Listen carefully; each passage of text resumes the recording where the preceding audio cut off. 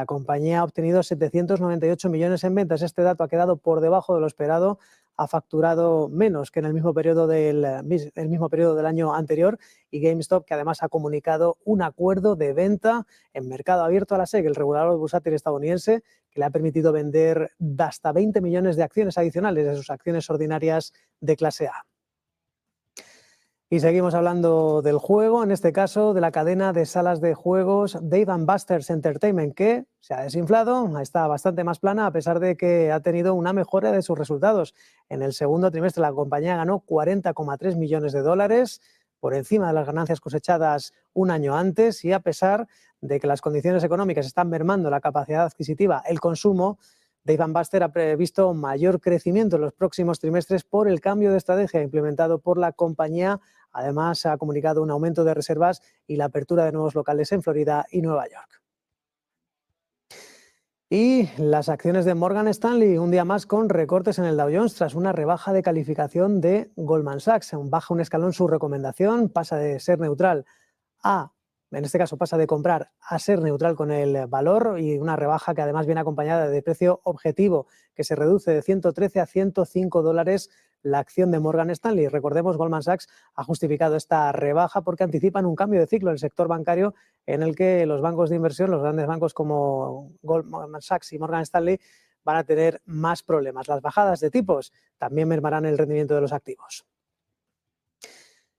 Y las acciones del Manchester United ceden más de un 5% en el NYSE tras una caída de los ingresos en el cuarto trimestre, 142 millones de libras. Es un 15% menos que en el mismo periodo del año anterior, y por este motivo el club británico de fútbol ha multiplicado, ojo, por 12 sus pérdidas. Un resultado negativo, pérdidas, números rojos de 36,2 millones de libras, un descenso de ingresos que se debe principalmente a los peores resultados que ha cosechado el Manchester United. La pasada temporada acabó octavo, un año antes había acabado tercero, y además este último trimestre ha jugado 5 partidos menos. Además, por si fuera poco, el Manchester United ha puesto en marcha medidas de ahorro, incluida la reducción de personal, aproximadamente 250 trabajadores del club, que se espera que se traslade en 40-45 millones de libras en ahorros anuales. Y esto es lo más destacado, Alma. Otra de las caídas importantes de la sesión. Siempre intentamos dar algún nombre a nuestra audiencia. La firma de calzado Designer Bank, que se hunde más de un 20% tras unos resultados que no han sido los esperados. Suele suceder que Wall Street no nos da un nombre, sino muchos nombres propios en la jornada. Aunque siempre destaquemos los mismos, es interesante ver también esa letra pequeña. Gracias, Manuel Velázquez. A ti. Y ahora nos vamos a ir a la señal que nos llega en directo con el discurso que va a ofrecer y que va a empezar enseguida el secretario general de Naciones Unidas, Antonio Guterres, que se encuentra en la mitad de su mandato y que va a ofrecer un discurso en el que va a dar balance de la situación actual, de la situación internacional y de la labor que realiza Naciones Unidas en esos conflictos internacionales que están actualmente en curso. Taken hold and the ongoing war in Ukraine. How would you sum up the past year? Very tough, very difficult year. We live in a world that is a chaotic world. On one hand, we have a multiplication of conflicts, some of them extremely serious. Ukraine, Gaza, and they seem stuck with no political solution in sight. On the other hand, we see climate change that is not under control. On the contrary, we have not yet adopted the measures that are necessary to make sure that we keep 1.5 degrees as the limit of temperature growth, and the consequences are being seen. I just came from the Pacific, where the sea level rise is becoming a major concern. We still have no capacity, because of geopolitical divisions, for countries to come together and have a clear strategy on how to handle governance of artificial intelligence, which can become another existential threat if it is not properly dealt with. So we live in a chaotic world in which the institutions that we have, the multilateral institutions that we have, essentially were created after the Second World War and have now shown lack of capacity to deal with the problems generated by this chaos. which means that it's absolutely essential to have serious reforms of our multilateral system, and that is the reason why I convened the Summit of the Future. Turning to Gaza in particular, more than 200 humanitarian aid workers have been killed, most of them UN staff. What does accountability for their deaths look like? What kind of investigation is needed? Well, for the moment, there is no accountability. Let this be clear. And there is no accountability in Gaza, as there is no accountability practically anywhere in the world. And this is one of the serious problems of today's world: impunity. Everybody does what everybody wants. And unfortunately, you have systematic violations of the UN Charter, of international law and international humanitarian law, and nobody pays for it. In the case of Gaza, let's be clear, we must condemn firmly what was the horrible terror attacks that Hamas has produced.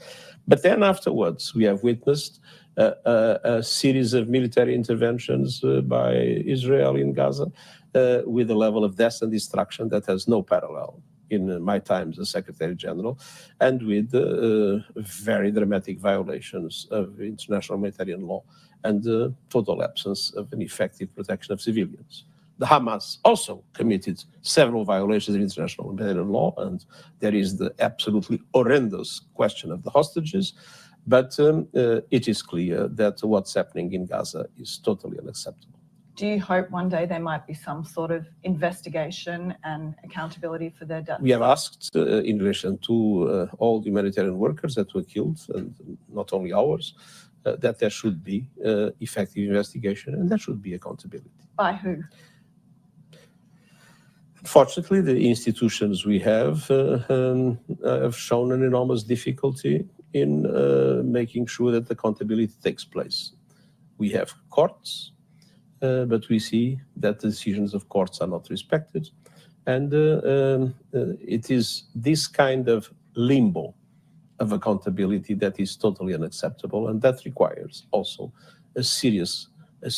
En directo estamos escuchando esa entrevista que está concediendo el secretario general de Naciones Unidas, Antonio Guterres, una entrevista de balance en el que está hablando sobre todo de los conflictos geopolíticos que ahora mismo se están produciendo en el mundo, foco puesto en Ucrania y foco puesto en Gaza. Sobre la guerra en Gaza, Antonio Guterres está repitiendo lo que ya ha dicho muchas veces, que tiene que ser claro que hay muchas familias sufriendo el horror que ha producido Hamas, pero que hay otra contraparte, y es la intervención de Israel, que también está provocando en el territorio una violencia dramática.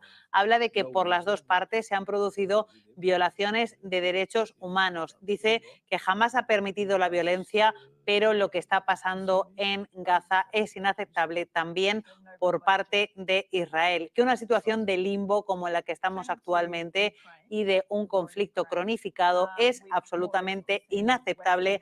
Así que hace Antonio Guterres en esta entrevista una llamada al alto el fuego y a las negociaciones de paz en Gaza. Vamos a seguirlo escuchando. Well, I think that any expansion of the war in Ukraine is absolutely dramatic development. And for the UN, we have not the power to solve the problem, but we have a voice and we have a principled position. And for us, it's very clear that the war must end, but that the war must end in line with UN Charter, in line with international law, and with respect for the territorial integrity of the Ukraine. And with regard to involvement now of North Korea and Iran in providing weapons? As I said, any enlargement of the conflict to other countries is highly undesirable. And on Haiti, last year in August, you told the Security Council that Haiti's current context is not conducive to peacekeeping. Has your opinion changed at all? I don't think peacekeeping is the best solution in a situation like this. What we are witnessing, unfortunately, is an enormous difficulty to find the funds for the mission that is not a UN mission, but was supported by the Security Council. And I have to say that I find it a scandal that it has been so difficult to mobilize funds for such a dramatic situation of suffering of people. I mean, when there is a financial crisis and banks are in trouble, trillions are mobilized. We see the wars, what that costs. I mean, the people of Haiti would deserve that countries would mobilize enough resources and not needing to try to find other mechanisms just to guarantee that the people of Haiti is protected from those horrible gangs that constantly violate their most basic human rights. So you don't think a transition to a peacekeeping operation would be? I don't think warranted? is the best solution, but of course it's a decision for the Security Council. And if the government... Está contestando ahora el secretario general de Naciones Unidas, Antonio Guterres, a una pregunta relacionada en este caso con la guerra en Ucrania. Dice que la situación es inaceptable para la población civil y que es muy difícil la solución al problema, pero que tiene que hallarse, tiene que encontrarse desde el respeto a las leyes y al derecho internacional. Dice, eso sí, que él, como secretario general de Naciones Unidas y que el organismo que representa a la ONU no tienen las herramientas para solucionar ese conflicto en Ucrania. No, on the contrary, we are doing everything we can. We have seen all the dramatic efforts that we have made to open ADRE, including myself calling President Buram, and as everything we have done to open other points of entry, all the permanent negotiations for cross-line operations, the mobilization of resources that we are doing all the time. So, I mean, we leave no stone unturned to do everything we can to support the population. But the problem is that the nature of the war is such that the distribution of humanitarian aid has terrible obstacles of security, and obstacles of simply operations not being allowed. But this is a situation where I believe there is a clear need of accountability. It's totally unacceptable that two armies with two leaders, or one army and one group of militias with two leaders, have shown total disregard for any chance for a peaceful solution, any chance for a political solution, and go on trying to win a war with the horrible sacrifices for the people of Sudan that doesn't deserve it. Your first term as Secretary General coincided with the US presidency of Donald Trump, who was not exactly a fan of the United Nations and cut funding to some agencies.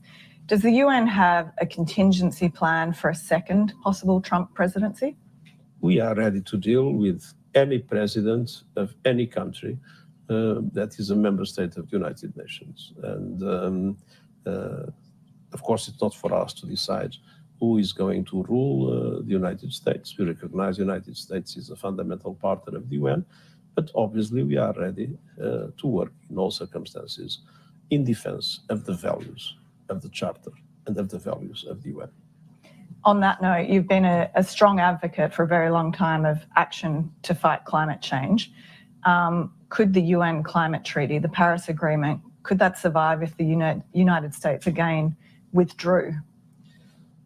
It will survive, but of course it will probably survive severely undermined. There is now a serious risk of overshooting in relation to 1.5 degrees, 80% chance. Pregunta Antonio Guterres en materia de cambio climático. Decía el secretario general de Naciones Unidas que en todo lo que tiene que ver con la guerra en Ucrania, repetía que se está haciendo todo lo que pueden desde la ONU, que se han hecho esfuerzos dramáticos y que están buscando alternativas para intentar encontrar cualquier posibilidad de solución pacífica. Estamos listos para tratar con cualquier presidente de Estados Unidos y reconocemos a Estados Unidos como parte fundamental de la ONU, ha dicho también Antonio Guterres en referencia a esa carrera a la Casa Blanca que están librando Kamala Harris y Donald Trump. Vamos a seguir escuchando a Guterres. It's a waste of money. I mean, it's to subsidize the destruction of the planet. And on a similar note of sorts, with regard to the US voice at the United Nations, how important is a prominent US voice here on women's sexual and reproductive rights and health? Well, the voice of the United States is important in all areas, and it is obviously very important in that area. There are different opinions of different countries in these kind of questions, but the UN has been developing consistently with its agencies a policy on health and reproductive rights. And under the first Trump presidency, a lot of that language was cut from UN documents. Are you concerned that we could see that happen again? Well, there are documents of member states, and the documents of member states depend on the possible consensus that member states find. And there are the documents issued by the Secretariat in which my responsibility is at stake. And before world leaders, as you've mentioned, before they begin their annual speeches to the General Assembly later this month, they'll be here for the Summit of the Future. Speaking to diplomats here in the building, it's sometimes hard to find a lot of enthusiasm. So could you explain to us what the point of this summit is?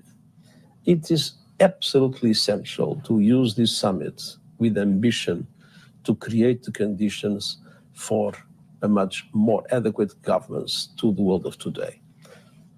Peace and security. You have a Security Council that corresponds exactly to the situation after the Second World War with small adjustments, and that has a problem of legitimacy, and that has a problem of effectiveness, and it needs to be reformed. You have a Bretton Woods system that now is too small. It again corresponds, even with some adjustments, to the reality of the Second World War. It has a huge concentration of power that doesn't correspond anymore to the situation of the global economy. And because it is too small, it was unable, the COVID has demonstrated it, to provide the global safety nets that especially developing countries need. So again, reforms are essential. Dice el secretario general de Naciones Unidas, Antonio Guterres, que la voz de Estados Unidos es muy importante en todos los ámbitos y que efectivamente hay diferentes opiniones en muchos asuntos que se debaten en el seno de la ONU por parte de diferentes países. Así que dice que este punto es esencial, el actual, para crear condiciones en las que los gobiernos trabajen y luchen por conseguir brindar paz y seguridad a los ciudadanos en el mundo. And finally, you basically have the weight of the world on your shoulders. What keeps you up at night? What keeps me up at night is essentially the fact that we have today a large number of people in the world, a growing number of people in the world that will go to bed every night hungry, that have no health support of any kind, and that is finding a almost hopeless perspective of coming out of poverty. Thank you, Secretary General. We have far more questions for you, but not enough time. But we really appreciate you taking the time to speak with Reuters today. It's always a pleasure to talk to you. Good luck with the UN General Assembly. We need it. I know you have a lot of meetings on your plate. Da las gracias la entrevistadora al secretario general Antonio Guterres por haber concedido esta entrevista, una entrevista en la que el secretario general de Naciones Unidas ha hablado de la situación de conflictos internacionales, sobre todo especialmente contundente y duro con la guerra en Gaza. Ha insistido en que se están incumpliendo derechos humanos. Ha hecho un llamamiento tanto a Hamás como a Israel a que no crucen esas líneas prohibidas por el derecho internacional y a que trabajen en busca de una solución pacífica y consensuada al